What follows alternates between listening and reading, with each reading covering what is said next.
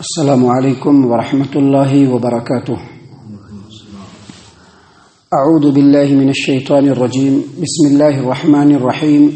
لیس بامانیکم ولا امانی اہل الکتاب، من یعمل سوءا یجز به ولا یجد له من دون اللہ ولیا ولا نصیرا، ومن يعمل من الصالحات من ذکر او انثى وهو مؤمن فأولئک يدخلون الجنة ولا يظلمون نقیرا۔ آخرت میں نجات کا دار و مدار نہ تو تمہاری آرزوؤں پر ہے اور نہ اہل کتاب کی آرزوؤں پر ہے۔ جو بھی برے کام کرے گا اس کی سزا پائے گا، اور اللہ کے سوا کسی کو اپنا حامی اور مددگار نہ پائے گا۔ اور جو کوئی اچھے کام کرے گا، چاہے مرد ہو یا عورت، شرط یہ ہے کہ وہ ایمان لانے والا ہو، تو ایسے ہی لوگ جنت میں داخل ہوں گے اور ان کی ذرہ بھر بھی حق تلفی نہیں کی جائے گی۔ معزز سامعین کرام، سورۃ النساء سورہ نمبر 4 اور اسی سورت سے بھی آپ کے سامنے آیت نمبر 123 اور 124 یہ دو آیات تلاوت کی گئی، اور دونوں آیت کریمہ کا ترجمہ بھی آپ کے سامنے پیش کیا گیا۔ سامعین کرام، اس آیت کریمہ میں اللہ تبارک و تعالیٰ نے دو آیات جو آپ کے سامنے پڑھے گئے، اس میں اللہ تبارک و تعالیٰ نے مسلمانوں کو مخاطب کیا ہے، اور مخاطب کرتے ہوئے کہا ہے کہ دیکھو، آخرت میں نجات اور چھٹکارے کا دار و مدار تم لوگوں کی آرزوؤں پر نہیں ہے، نہ تو تم لوگوں کی آرزوؤں پر ہے مسلمانوں، اور نہ ہی اہل کتاب یہودی اور عیسائی لوگوں کے آرزوؤں پر ہے، بلکہ آخرت میں جو چھٹکارا ملے گا، آخرت میں جو نجات ملے گی، اس کے لیے اللہ تبارک و تعالیٰ نے قانون بنا دیا ہے، کمپلیٹ قانون ہے۔ اور قانون اللہ نے کیا بیان فرمایا یہاں پر، کہ جو آدمی برے اعمال انجام دے گا اس کو اس کا بدلہ ملے گا، اور اللہ کے علاوہ اس کا کوئی حامی اور مددگار نہیں ہوگا۔ اور جو بھی انسان، چاہے مرد ہو یا عورت، پہلی شرط یہ ہے کہ وہ ایمان لائے، اور ایمان لانے کے ساتھ ساتھ وہ نیک اعمال کو انجام دے گا، تبھی جا کر کے اس کو آخرت میں جنت ملے گی اور چھٹکارا ملے گا، نجات ملے گی، وگرنہ نجات ملنے والی نہیں۔ یاد رکھیے، ان دونوں آیات کے ذریعے سے اللہ تبارک و تعالیٰ نے مسلمانوں کو یہ پیغام دیا، یہ بتلایا ہے کہ دیکھو، یہ جو سستی نجات کا جو عقیدہ ہے، یہ سستی نجات کا عقیدہ، یہ شیطانوں کے ہتھ کنڈے، شیطان کے ہتھ کنڈے۔ شیطان جن جن رستوں سے انسان کو گمراہ کرتا ہے، ان رستوں میں سے ایک بڑا رستہ اور ایک خطرناک رستہ یہ ہے کہ انسان سستی نجات کا عقیدہ اپنے اندر پیدا کر لے۔ جیسا کہ کل بتلایا گیا تھا، یہودی لوگوں نے کیا عقیدہ اختیار کر لیا تھا، کیا عقیدہ اپنا لیا تھا کہ ہم لوگ انبیاء کی اولاد ہیں، نبیوں کے اولاد میں سے ہم لوگ ہیں، اللہ کے چہیتے ہیں، لہذا ہم لوگوں کو جہنم کی آگ ہرگز ہرگز نہیں چھوئے گی۔ ہاں، چند دن جو ہے ہم لوگ جہنم کی آگ میں جلیں گے۔ کتنے دن؟ جتنے دن ہم لوگوں نے گائے کے بچڑے کی عبادت کی تھی، بس اتنے دن جہنم میں جلیں گے۔ چونکہ ہم لوگ انبیاء کی اولاد ہیں، اسی لیے ہم لوگوں کو جہنم ملنے والی نہیں ہے۔ یہ عقیدہ ان لوگوں نے اختیار کر لیا تھا۔ اسی طرح سے عیسائیوں نے بھی ایک عقیدہ اختیار کیا، کفارہ مسیح کا عقیدہ۔ ان کا یہ عقیدہ ہے کہ عیسیٰ علیہ السلام اپنے امت کے گناہوں کا پورا بوجھ اپنے گردن پر ڈال کر کے سولی پہ چڑھ گئے، اور جب وہ سولی پر چڑھ گئے تو اب ان کی امت میں کوئی بھی جہنم کے اندر نہیں جائے گا، کیونکہ ان تمام کے گناہوں کا بار اور بوجھ جو ہے وہ سیدنا عیسیٰ علیہ السلام اپنے گردن پر لے کر کے سولی پر چڑھ چکے ہیں۔ یہ کفارہ مسیح کا عقیدہ ہے۔ لیکن ہم آپ کو بتلا دیں کہ مسلمان اس میدان میں یہودی اور عیسائی لوگوں سے بھی 2 قدم آگے ہیں۔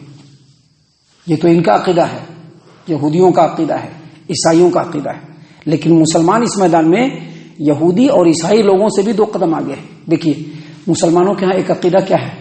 مسلمانوں کے ہاں ایک عقیدہ ہے کہ پیری مریدی کر لیا ہے، پیر صاحب کے ہاتھ پر بیعت کر لیا جائے، ان کے ہاتھ کا پیالہ پی لیا جائے تو بالکل سمجھیے کہ بیڑا پار لگ گیا ہے۔ اب کچھ بھی کر لو دنیا میں، پیر صاحب قبر میں بھی جو ہے سفارش کریں گے، پیر صاحب کا نام آ جانے کے بعد ہمارا قبر میں بھی کچھ نہیں بگڑے گا، اور آخرت میں مچل جائیں گے پیر صاحب، مچل کر کے ہم لوگوں کو جہنم سے جنت کے اندر ڈلوائیں گے۔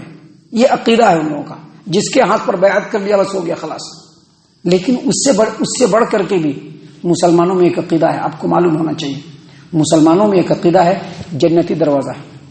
آج بھی اس روئے زمین پر موجود ہے، جنتی دروازہ بنایا گیا ہے، پیر صاحب اور پیر صاحب کا جہاں پر عرس لگتا ہے وہاں پر جنتی دروازہ بنا لیا گیا ہے، اور یہ عقیدہ رکھا گیا ہے کہ پیر صاحب کے عرس کے دن جو آدمی بھی اس دروازے سے گزر گیا وہ جنتی ہے. اور اس طرح کے بے شمار عقیدے مسلمانوں کے ہیں. اللہ تبارک و تعالیٰ نے ان دونوں آیات میں یہی بات بتلایا ہے کہ تمہاری آرزوؤں پر بھی نجات نہیں مسلمانوں، اور یہودی اور عیسائی لوگوں کے آرزوؤں پر بھی نجات نہیں ہے. نجات کا دار و مدار اللہ کے قانون میں ہے، اور اللہ کا قانون جزا اور سزا ہے. قانون جزا اور سزا ہے. اور یہ قانون جزا اور سزا جو یہاں پر بتلایا گیا ہے قرآن کریم میں کئی مقامات پہ ہے. یہ جو قانون ہے اس کے کئی سیکشنز ہیں، اس کے کئی دفعات ہیں. سب سے پہلا سیکشن کیا ہے کہ ہر انسان کو صرف وہی کچھ ملے گا جو وہ کرے گا. اگر برا عمل کرے گا، چاہے کوئی بھی ہو، پیر صاحب کا بیٹا ہو، نبی صاحب کا بیٹا ہو، امام صاحب کا بیٹا ہو، متولی صاحب کا بیٹا ہو، بڑے بڑے ذمہ دار کا بیٹا ہو، بڑے بڑے بزرگ کا بیٹا ہو، جو انسان جو عمل کرے گا اس کو وہی بدلہ ملے گا. آپ کو معلوم ہے نا، نبی صلی اللہ علیہ وسلم نے اپنے پھوپھو کو کہا کہ پھوپھی جو مانگنا ہے دنیا میں مانگ لو، آخرت میں کچھ کام نہیں آؤں گا. میرے قوم کے لوگوں، بنو ہاشم کے لوگوں، بنو مطلب کے لوگوں، میرے خاندان کے لوگوں، جو لینا ہے دنیا میں لے لو، آخرت میں کچھ نہیں کر پاؤں گا. میری پیاری بیٹی فاطمہ، بیٹی ہو لخت جگر ہو، جو چاہیے دنیا میں لے لو، آخرت میں کچھ نہیں دوں گا. میں تو آخرت میں تمہارے کچھ نہیں کام آ سکوں گا. تو اس قانون کے دفعات اور جو سیکشنز ہیں اس میں پہلا کیا ہے کہ ہر انسان کو وہی کچھ ملے گا جو وہ کرے گا. اگر برا کرے گا تو برا بدلہ ملے گا، اور اگر نیکی کرے گا تو نیکی بدلہ ملے گا. نبی کا بیٹا اگر برا کرے گا، چھٹکارا اس کی بھی. نوح کے بیٹے کے چھٹکارا ہوا کیا؟ نوح کے بیٹے کو بھی چھٹکارا نہیں ملا. نوح کے سامنے ہی نوح کا بیٹا طوفان میں غرقاب ہو گیا، ڈوب گیا. نوح نے کہا کہ یہ میرا بیٹا، کہا کہ تیرا بیٹا نہیں ہے، تیرا بیٹا ضرور ہے لیکن عمل تیرے بیٹے والا نہیں ہے. لہذا ہر انسان کو وہی کچھ ملے گا جو وہ عمل کرے گا. اگر برا عمل کرے گا تو اس کو برا بدلہ ملے گا، اچھا عمل کرے گا تو اس کو اچھا بدلہ ملے گا. اور دوسرا جو سیکشن ہے وہ یہ کہ یہ جو بدلہ کا جو عمل ہے نا، اچھے پر اچھا بدلہ اور برے پر برا بدلہ، اس میں کوئی فرق نہیں ہے، مرد کو بھی اور عورت کو بھی. یہ نہیں کہ مردوں کو الگ سزا ہے اور عورتوں کو الگ سزا ہے، ایسی کوئی بات نہیں. دونوں برابر ہے، اکول ہے. اور تیسرا جو سیکشن یہ ہے کہ اگر کوئی انسان، جو تیسرا پوائنٹ ہے وہ یہ کہ اگر کوئی انسان چھوٹی سے چھوٹی نیکی کرے گا نا، اللہ کی نظر میں اس کی بھی قدردانی ہوگی، اس کا بھی بدلہ ملے گا. اللہ کسی بھی نیکی کو نظر انداز نہیں کرے گا، اور کسی کے اوپر ذرہ برابر بھی ہے، کسی کی ذرہ برابر بھی حق تلفی نہیں ہوگی. ابھی ایک بھائی سے آپ نے ہنستے ہوئے چہرے سے مل لیا نا، یہ بھی نیکی ہے. سامنے مسلمان بھائی ہے، السلام علیکم، ہنستے ہوئے چہرے سے، وعلیکم السلام، ہنستے ہوئے چہرے سے، نیکی ہے. اس کو بھی اللہ نظر انداز نہیں کرے گا. مسجد میں بیٹھے ہوئے ہیں، ایک چھوٹا سا تنکا ملا، اس کو آپ نے اٹھا کر کے باہر پھینک دیا اس نیت سے کہ اللہ کا گھر ہے، اس کا بھی اجر و ثواب ملے گا. رستے پہ جا رہے ہیں، تکلیف دہ سامان رکھا ہوا ہے، کوئی نہیں دیکھ رہا ہے، آپ نے اس کو ہٹا دیا، اس کا بھی اجر و ثواب ملے گا. چھوٹی سے چھوٹی نیکیوں کا بھی بدلہ ملے گا. اللہ چھوٹی سے چھوٹی نیکی کو بھی نظر انداز نہیں کرے گا، رتی بھر بھی حق تلفی نہیں ہوگی. یہ تیسرے نمبر کا. اور چوتھے نمبر کا کہ قیامت کے دن کوئی بھی شخص چاہے اپنا رشتہ دار ہو، چاہے ہمارے پیر صاحب ہوں، کوئی بھی ہو، کوئی بھی کسی کے گناہ کا بوجھ اپنے سر پہ نہیں ڈالے گا. جس کا جو گناہ ہوگا اس کو ملے گا، جس کی جو نیکی ہوگی اس کو ملے گی. کوئی کسی کا بوجھ نہیں اٹھا سکتا ہے. عقیدہ ہے نا کہ سیدنا مسیح علیہ الصلوۃ والسلام نے اپنے امت کے گناہ کے بوجھ کو اپنے گردن پہ ڈالے. جھوٹا عقیدہ ہے. قیامت کے دن چاہے کوئی اپنا سے اپنا رشتہ دار ہو، یا کوئی ولی ہو، یا کوئی پیر ہو، یا کوئی نبی ہو، کوئی کسی کے گناہ کا بوجھ اپنے گردن پر نہیں لادے گا. کوئی کسی کے گناہ کا بوجھ اپنے گردن پر نہیں لادے گا.